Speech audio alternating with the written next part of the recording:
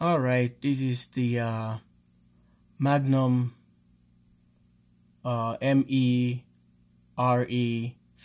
remote for Magnum Inverter Energy or Magnum Energy. So I have two of these devices now. So this is gonna be the older version of the Magnum remote. Well, you see I already unscrew the bolt here, the nuts, sorry, bolt.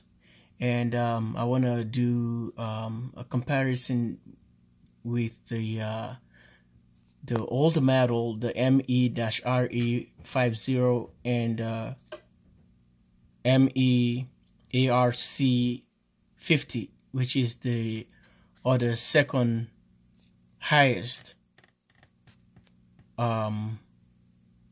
more features on the other one compared to this. This is the older version. So I want to show you some of the features that are here on this Magnum Energy Remote, the ME-RE50. So we can go about it and check the advantages and disadvantages of these remotes and do a comparison on more features and what this one has and what the other doesn't. So since we're here and like I'm working on all my way, I'm working my way all the way up there for upgrading my machines to the level I want them to. We can check from here. You see it has a temperature. It says 24 degrees to 75 degrees Celsius. Okay, that's the temperature on Celsius to Fahrenheit. And if we go on this, it's gonna give you the transformer temperature, which is 39 degrees C and 102 degrees Fahrenheit. These are converts to the Fahrenheit and Celsius here. And this is the MOSFET, which is 35 degrees C and 95 degrees. So it doesn't have the automatic generator start on this one. It's not connected. So if we go on this and let's go back to the revision of this. This is the 3.6, sorry. And the new one has, I think, the 4.0. So these are the remote controls for the Magnum, and they even have the latest version of that, and the router if you want to use 3 Magnum inverters plus you have to parallel them. You need the other one that has the favorite here that tells you is the ME-RC50 that lets you parallel 2 inverters. Mind you, my inverter is the MS4024 inverter charger. It doesn't do grid tie integration. So I run my inverter basically just to invert from DC to AC power my loads at 24 volts. So if you come here, let's take a look at the features here. Let's go back to the setup here and you see a search. So I set my search to 50 watt and you can drop it. So my system can only, 50 is the highest. My system can search any load above 50 or just 50, then the inverter will turn on to run the task that I want it to do. So these are the other feature here, which is the low battery cutoff. So I set mine as 24.4 degrees, volt, which is the default. You can see that low battery cutoff. And the next one is going to be the absorb time, and I have it here an hour. So you can change different parameters what you want. So different depend to your battery manufacturer specification. And the battery type I put on a custom, because you can, if you don't know your battery specifications, and I would say just leave it as the default that Magnum already said it. Like any inverter or charger, they have a specific recommendation they already set up for their batteries, which is not going to hurt your batteries, it's not going to overcharge them, it's not going to be undercharged, but it's just going to be in the middle, where it's not going to get all the proper charge, it's not going to be really discharged, but it works. So if you choose the custom, see, you can go custom, then I set up my absorb time, see that, and I can set up my flow time and equalizing, which my batteries don't need no equalization, so I just have to set the float, the absorb time and the equalizing time is the same. There is nothing, you can just dial up all the way you want it, so we don't want to mess with that. So battery type, you see that, so that's how you choose, just put it on custom. So let's go back here and see, bring it to battery type. Okay, charge rate. I want my batteries to be charged at 100% if I connect to the grid.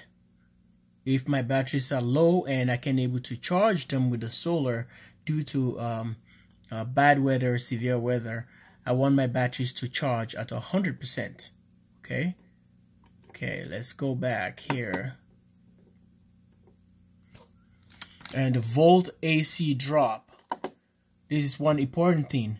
So my my inverter sees the grid till below 80 volt. As soon as it drops about 80 volt AC, and the inverter charger cannot recognize, it senses that the power is out. But if I have like for instance, I have a little generator which doesn't produce much amps, but as long as it can produce over 100 or over 80, then the inverter can able to sense that and start charging my batteries from that voltage. But if the voltage drops below this, and the inverter cannot recognize it, okay? So you can even change these parameters if you want to, due to your specifications. And okay, there we go. Let's go to the power save. So I just set my monitor to be at 1 minute.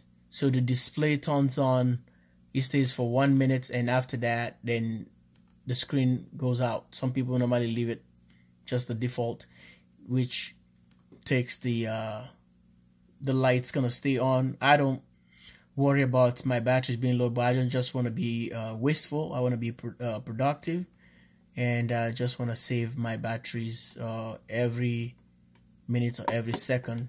I can deal with it, that's fine. So screen, the contrast, you can able to change the contrast. You see on the back here, you can see like a kind of darker markings there. So the contrast is high. If you drop it to, see, it's going away. Now look at it, it's getting more ink on the back. So if you just want to see how detailed the contrast, how you want your looks to be, so you drop it to 60%, that's fine, or 50, 60, and the brightness can be 50 or can be 100, see, brighter. Well, it depends where you have your machines. Sometimes if you have your machines in a place that lives with you, or you don't want that light can glare on your eyes, or even the lights are off, it's just too bright. So, and saying that it saves your lifespan of your back LED lights, instead of burn that light really fast, so I might as well reserve or save that. And let's go to full charge here. I tend to use this multi, you can call it, for the charging, which can do, you still trickle charge your batteries to keep the batteries topped the way it should. Sometimes you can leave it on the float if you want to, and you can go on the manual and see everything that you are silent. So I can't think of this on the top of my head, but I have mine set because I read the manual. I have mine set this way. You can set yours anyhow you want. Alright, I'm just showing settings here. So I will do, stay tuned for continuation of the ME-RC50 with more detail and more benefit if you decide to go with the ME-RC50. It has more features on it, which is good for having two inverters parallel. And if you want to start with this one, that's fine. I'll encourage you to start with the ME-RC50, which gives you more leverage, more features, and you can, if you decide to upgrade your system in the future, you still have the flexibility to do that instead of buying another one. For me now, I have to put this one away and save it. I might buy another Magnum in the future, or another project, sorry. I want to utilize this, so if I want, I can sell this one. And this is brand new. It's not even a year old, and I can able to use it on someone's project, or maybe install I want to do. Someone probably buy a Magnum. I can able to utilize this one there, incorporate that, and sell them the device to him if he wants to, or I can just keep it, because if anything happened to the other one, I have a backup. But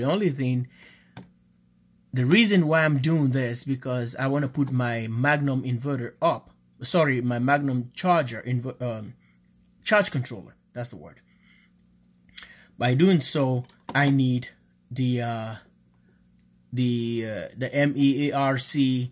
If you try to use the PT100, the 100 amp charge controller for Magnum charge controller, you have to use the latest remote. Okay, so this is the one old deal, folks. This is the one old deal about me going through all these changes here. And I was gonna show you something there. What is that? It's gonna show you something. I just passed it, but anyway, let's see. It says about the charge controller. Okay, this one will tell you my inverter. See that is the model number, the MS4024. So it displayed the information for you to get the revision, and it said default load. You can load default. If you want to do any other stuff back, bring it to the original setup.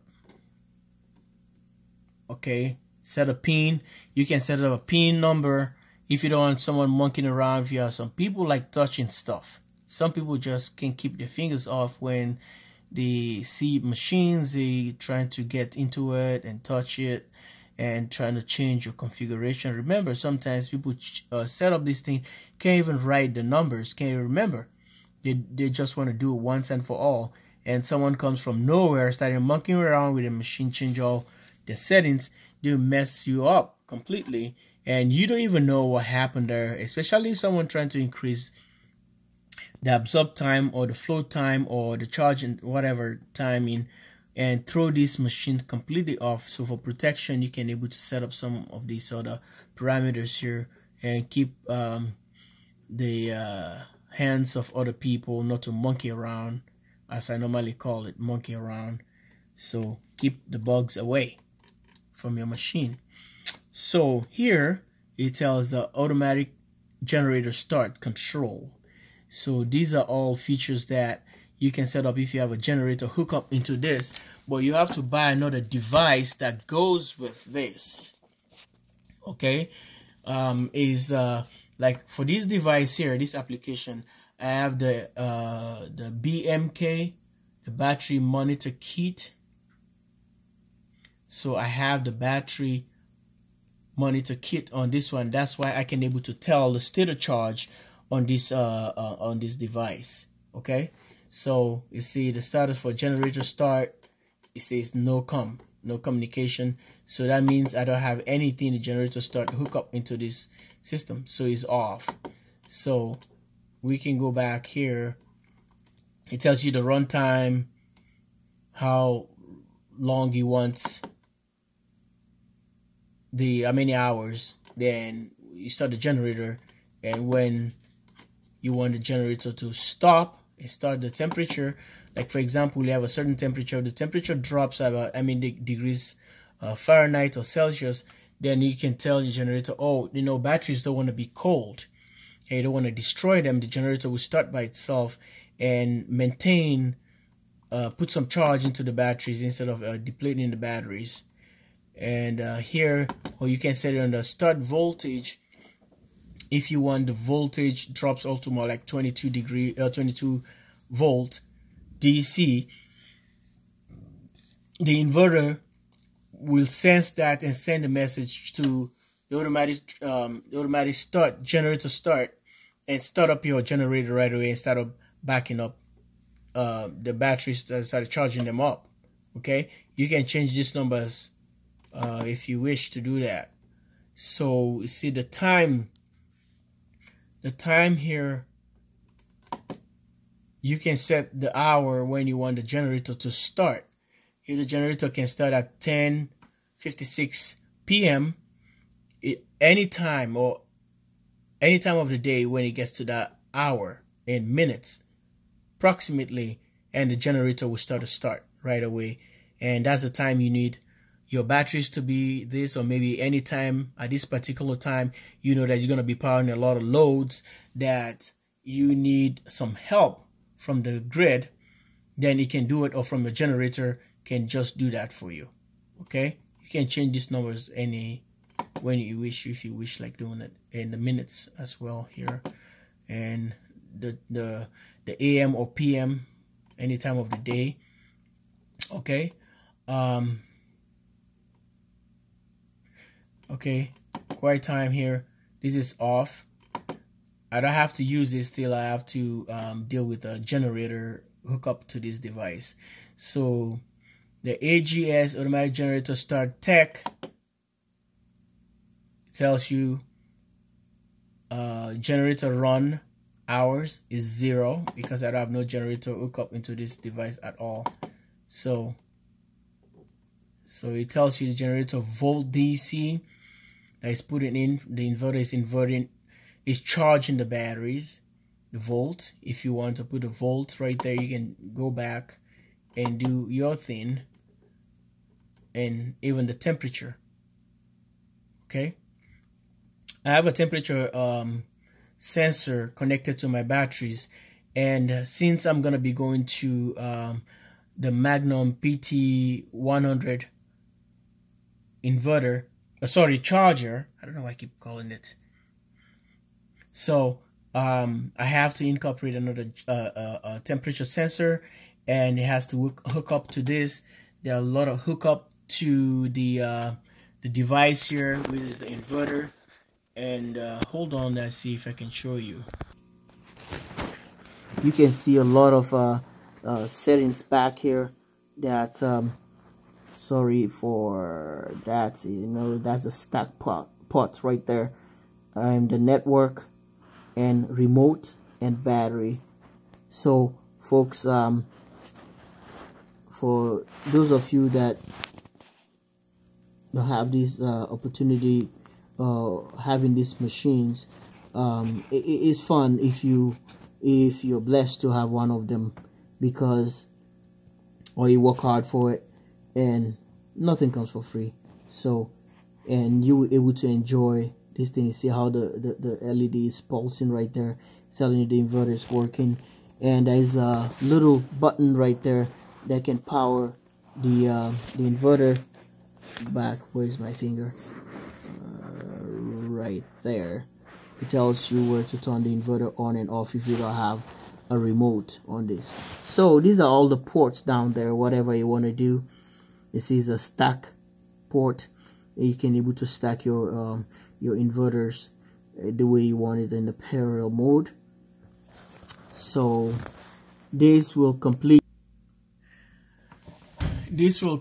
some of the functionality here for the Magnum, the ME-RE50, and what more features? Let's see here.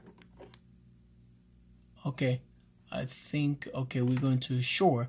Oh, yeah, is another one. I almost skipped this one. This is when you, okay, let me angle the lights properly. Sorry for the glare. This is when you want to charge your inverter from the grid or from a generator. It depends how much that inverter or generator can produce the power. If it's a 15 or 20 amp, you can set it here 20 and all the way up to 60 amps, which is the grid can do that. If you have like a big generator, maybe a 10 kVA or whatever, how many kVA you have, or if you want to just, maybe a friend of yours, you have your RV and decided to let you hook up to the grid, and you don't want to abuse that, or you don't want to really make them mad, and by popping their breakers all the time, you are just ask them what output you can have on that particular outlet. If it's a 15 amp, you can just set it on 15, or if it's a 20 amp or 30 amp, you can put on a 30 amp plug.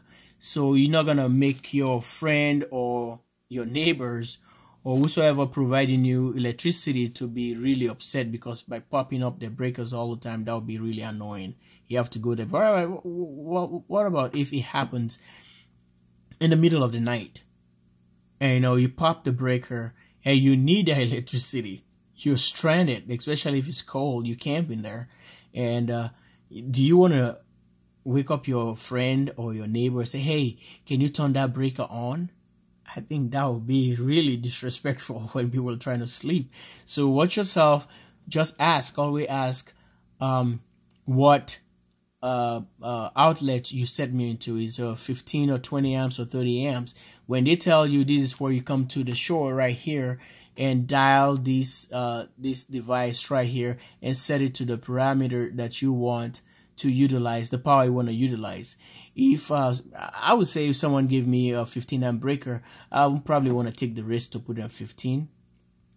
Maybe I can, but I don't know the wiring on the house, especially if the house is kind of old. I don't know if they have more of the NEC code and they put a proper wiring there. I don't want to overheat the wire, maybe start the house on fire. I would probably just drop it to 10. I don't mind. It's going to be a slow charging. It's fine. You can still power your loads from that, you know, and it's going to go from the batteries if you want to. But I would do that kind of thing so that I can make my friends or my people to be really upset with this. So keep it on 15. That's fine from the outlet you charging from. And mind you, this inverter can charge into 240 volt, or you can charge 120 volt on each leg. So gives you all the leverage to do whatever you want to do. All right. So you look it up into the Magnum MS4024 inverter charger. All right. So these are all the setup I already showed you guys here. This is the button. You can turn the inverter on and off, and charging on and off. You can see how things go. I don't want to interrupt my loads right now running, and I decide to just leave it. Like, I don't want to mess with it because I don't want to interrupt. Oh yeah, the meter right here, I can tell you inverter charger. That's number 1. You just go meter. You can dial to this BM, battery management or battery monitor, SOC, that stands state of charge. If I push this one, it tells me I'm sitting at 89% state of charge right now on my batteries, which I'm pretty good. Because, and if I go back here, the battery meter is going to tell me I'm sitting at a 25 volt. And it said minus. You see that minus 3.4. That's the amps is taken from the batteries right now. Power my loads. See that? It's going to say 50 amp hours. So a lot of things here. Look at the amps remaining. It keep telling you. But remember, guys, I already interrupted this remote by testing the new remote that came from my the ME-RC50. So it's showing now the total amp hours out is 7.9 kilowatts. You know, so I just want to show you guys. And the status is gonna say it's ready, because I have the battery monitoring kit, the BMK, tied up here, which I'm gonna be showing you soon. And so it says a BMK setup. So here comes another setup right here, the amp hours. See that?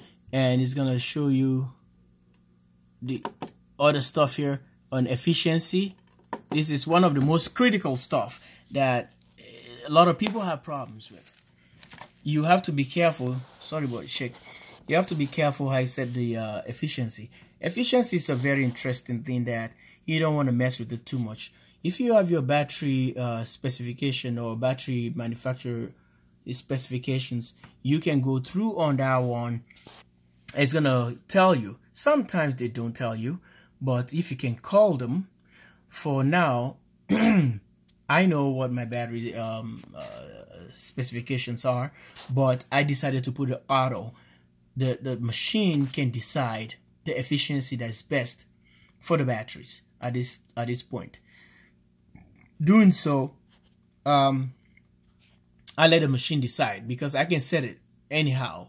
You know, I can set it all the way to a lot of inverters can tell you, or whatever, the batteries can tell you maybe it's 96 or whatever. If you don't set this efficiency right, it's gonna throw out your numbers there. Especially like the Midnight Classic tend to give you the leverage to dial this stuff. So for Magnum, you can only go by 97% charge efficiency.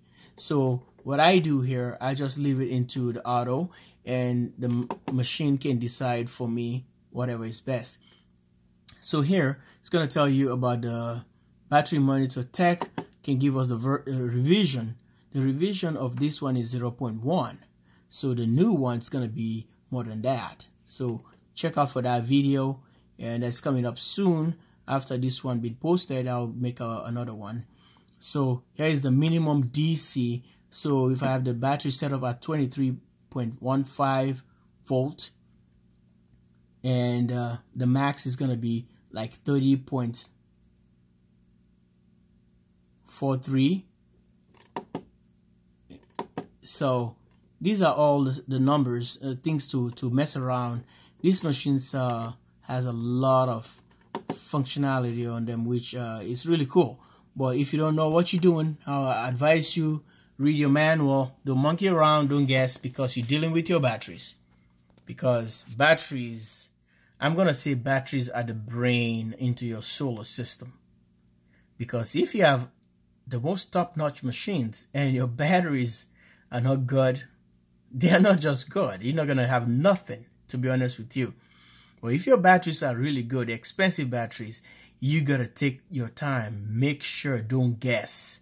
If you guess, by the time you realize that short time, your batteries are already destroyed. You already hurt your batteries. So I don't want you to take that risk. You know, I'll just say, you know, leave it with the professionals. Call them. They will tell you what to do. And like your battery manufacturer, they'll tell you. And you can call Magnum. For example, if you have lithiums or whatever, how they want them to be charged, you get the advice or their data sheet, then you can do it yourself. Okay? If you don't know, always consult the professionals. They can help you. So watch out my video. If you think you guys it's helpful for you guys, give a thumbs up, like, and share. Stay tuned for more to come live from this channel. JW Solar USA in Minnesota. Bye.